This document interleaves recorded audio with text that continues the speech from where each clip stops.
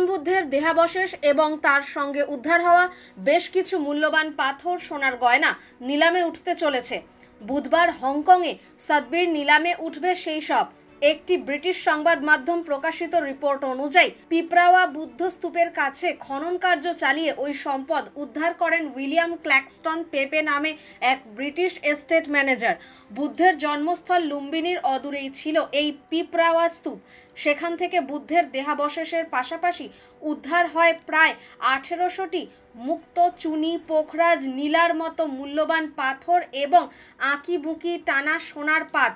এশিয়ার সতবির chairman Nicolas চাও বলেন, এ যাবৎ অত্যাশ্চর্য প্রত্নতাত্ত্বিক আবিষ্কারগুলির মধ্যে এটি অন্যতম। তবে এই নিলামকে কেন্দ্র করে ঘনিয়ে উঠেছে কিছু প্রশ্ন।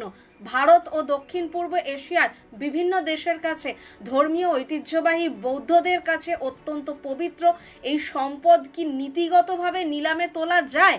মানবদেহের অংশবিশেষ নিলামযোগ্য কিনা, অথবা এগুলিকে অন্য পণ্যের মতো নিলাম ডেকে বিক্রি করা উচিত কি?